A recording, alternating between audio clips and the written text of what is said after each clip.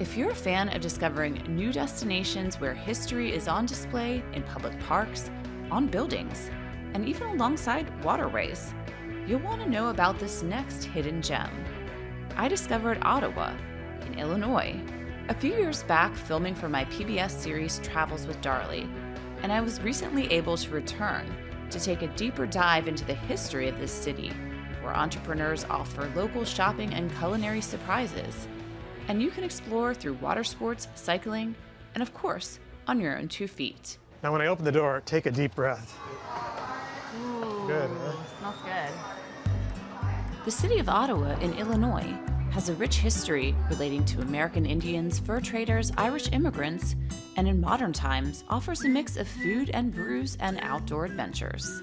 Many people venture to this part of LaSalle County, exploring Starved Rock State Park, and to recreate along the Illinois River and historic Illinois and Michigan Canal Heritage Corridor. We're diving in by getting active to learn about this area's history from expert locals by cycling and canoeing in and around the city.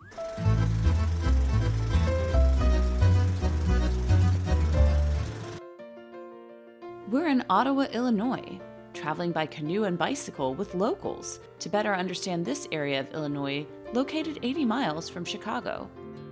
We're starting our adventures canoeing on the Illinois River with local schoolteacher Pat Feehan, who grew up in the area. Though Pat is more of a boater than canoeer, he's agreed to travel by canoe with me today to get a true sense of the river's majesty. Pat, what was it like growing up here in Ottawa? Well, the river is a huge part of growing up in this town. I learned how to swim at Bulls Island, which is right here on the river, and I can't tell you how many other kids probably did that too. The Illinois River is a tributary of the mighty Mississippi River, connecting the Great Lakes with the Mississippi. It's been an important highway throughout history, dating back to the time of Native Americans, and later with fur traders and explorers like Marquette, Joliet, and LaSalle, who traveled the river in the 17th century, documenting their journeys. Marquette and LaSalle came through and wrote back about the incredible wildlife, the buffalo, the amount of deer, and they called this the area between the two rocks, which would be Buffalo Rock and Starved Rock. And when you realize that was 300 plus years ago, and then we're still here enjoying the beauty of the bald eagle, the deer, and just everything that's so beautiful around here, it really is a connection to history. Many area residents have strong connections to the Illinois River and the Illinois and Michigan Canal, a 96-mile canal that was completed in 1848, linking the Great Lakes to the Illinois and Mississippi rivers. When the Irish potato famine was kicking off, this area became filled with Irish who were involved in the canal, which goes through Ottawa. And that becomes an important part of commerce, and it becomes an important part of the history of the development of Illinois. And that's why, to this day, you still have so many Irish in these communities, and that's why I'm here today. Acting as a water highway, the canal helps spur the growth of the city of Chicago, agriculture in northern Illinois, and the development and diversity of many towns and cities along its path, like Ottawa. Well, a lot of the Irish, when they left Ireland because of the potato famine, they went down the River Shannon, which strikes an incredible resemblance with the land and the vegetation with the Illinois River. And it's kind of ironic that from the potato famine to digging a canal to being here today, it just seems like a full circle. Cross an ocean on 2 different countries, but a lot of similarities, huh? 'Tis Gramulas, you say that well. And I guess that's why to this day, our boat's still known as the Shannon Immigrant. It was in the 1830s and 1840s that Irish immigrants came to Ottawa to help build the canal. As the area developed with greater opportunities for jobs, more immigrants flocked to the region, working in a variety of industries, and opening small businesses and farms that depended on the canal to transport everything from pianos to buggies to farm equipment. To learn more about the next chapter in Ottawa's history, I'm heading into town to meet Denny Butte in Washington Square, a beautiful green space right in the middle of town with a rich history. Listed on the National Register of Historic Places, Washington Square was the site of the first Lincoln-Douglas senatorial debate on August 21st, 1858. As Denny explains, it was very different from our political debates of today. Back then, Lincoln and Douglas were running to be senator from Illinois, and at that stage, we did not vote for senators. The public didn't. They were appointed by the state legislatures. We didn't vote for senators till 1913. And the way the debate worked back then was the first speaker spoke for an hour, Abraham Lincoln. They had a lot of time. Right. Douglas had an hour and a half, and then Lincoln had a half-hour rebuttal. And back then, with no PA systems, 14,000 people or so here in the park, they had to really shout to be heard, and they say Lincoln's voice was kind of high-pitched.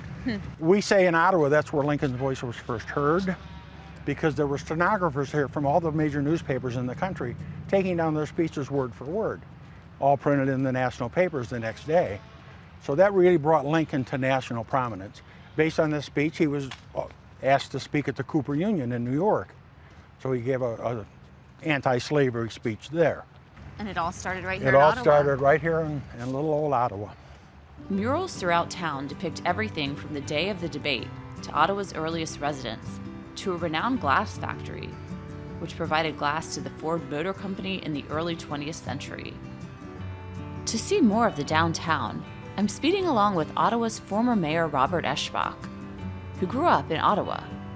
This is a great mural. It depicts a Depression-era scene. This was the only bank of 4 in the city that did not close during the Depression. And every once in a while, the bank president would put money in the window to let people know that their funds were safe. Huh. Oh, I like that story. In addition to murals, there are lots of places to eat and drink in Ottawa. Bob is showing me a few of his favorite spots. Yeah, I think you'll enjoy this place, Jeremiah Joe's. I can smell it from here. It smells great. It's great. Place is sort of like the city's living room. As a coffee shop should be. Absolutely. Coffee beans from Central and South America, Africa, and Asia are roasted on site at Jeremiah Joe. Housed in an old department store, it's a gathering place for locals. The kind of place I like to visit on my travels. Great. Bob next leads me to another sweet spot. Now, when I open the door, take a deep breath.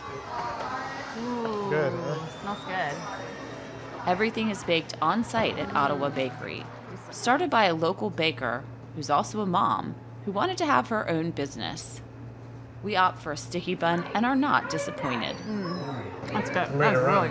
really good. After all of this sugar and caffeine, we need to ride. So we head across the Fox River to Ottawa's east side, a neighborhood where historic homes represent architectural styles including Greek Revival, Italianate craftsmen, and Revival-style houses from the early 20th century. This is really a great historic neighborhood. Beautiful old homes. These brick streets are well over 100 years old. Oh, wow. Yeah, the houses here are gorgeous. Yeah, the whole east side is listed on the National Register as a historic district. For more history, we're riding along the Illinois and Michigan Canal towpath, which today has around 60 miles of bike trails for locals and travelers. Over here you'll see a replica of a canal boat. They were fairly narrow because they had to fit through 14 sets of locks on the canal, but they could be 100 feet long. This one was actually a prop for a movie, only in the water 2 days. We're approaching here the last toll collector's office on the canal, built in the 1840s. The toll collector was also sort of like a judge when boat owners had disputes and whatever, he would settle them. Nice little snack. Another popular spot for bikers and Ottawa locals is located right alongside the towpath. The cheese shop is owned by Marty Rutland, who grew up in Ottawa and whose family has been in the dairy business for generations. In fact, the cheese shop is housed in an old factory run by Marty's family from before World War II to the late 1980s. Relics of the past line the walls and ceiling. And if you have time, Marty will tell you a story or two, best served up with some Midwestern cheese, or something more exotic. Riding alongside the canal with someone like Bob and seeing remnants of the past has made me want to explore more of the I&M Canal's history. So I'm sitting down with Ana Koval, president of the Canal Corridor Association, to learn more. The I&M Canal is over 175 years old. Right. This year it's 175. What are some of the impacts that it had on the Midwestern economy? Well, we wouldn't have Chicago really without the canal. So before the canal, St. Louis was the premier Midwestern city. Once the canal came, all the money moved to Chicago. And Chicago is still the premier financial capital of the Midwest. So I would say that's the greatest impact. And then it had lots of other cascading impacts, like they changed the northern boundary of Illinois to go north. It was supposed to be along the line of Indiana, but they didn't want two states to have to work together to build the canal. And so my historian used to say to the kids in Chicago, you'd all be cheeseheads if it wasn't for the canal. So there are lots of impacts like that. But definitely, all of the industrial, it all comes from the increased transportation that the canal brought. Paint me a picture if I were back in the later part of the 1800s traveling along the canal. What would I see? What are some things I might hear and experience? So the canal was 96 miles long, and so first of all, it would be quiet compared to what we think of now, because the boats were pulled by horses or mules. There's a towpath that the mules or the horses are walking on, a long tow line pulling the boats, so that's before steam power and all those things, which is why it's so quiet. And it was just this small little waterway, but it was so much easier to move people and especially heavy goods when you compare it to dirt roads or muddy roads and stagecoaches and things like that. So it was a huge improvement. How can people who are traveling to this area experience the I&M Canal today? What are the different ways that they can recreate or enjoy? Right. Well, so the biggest one is that we have a canal boat pulled by a mule, and our mule's name is Mo. And so that really helps people understand what it would have been like in 1848. Mo the mule is pulling the barge. Mm-hmm. Yep. He's big. He's 1,200 pounds. But yeah, so he's kind of the star of the show, and it's really, I think, interesting because people don't think of animals as work animals like we had at the beginning of, really since the beginning of America. Yep. How fun. What a great piece of history right here. It is. It is. And people are always surprised. There aren't very many canal boats and that are operating actually in the whole country.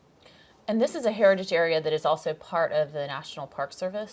Right. So the Heritage Area Program is a program of the National Park Service. We were the first here in 1984, and there are now 62 National Heritage Areas designated throughout the country. So in LaSalle County, the western terminus of the canal is in the city of LaSalle.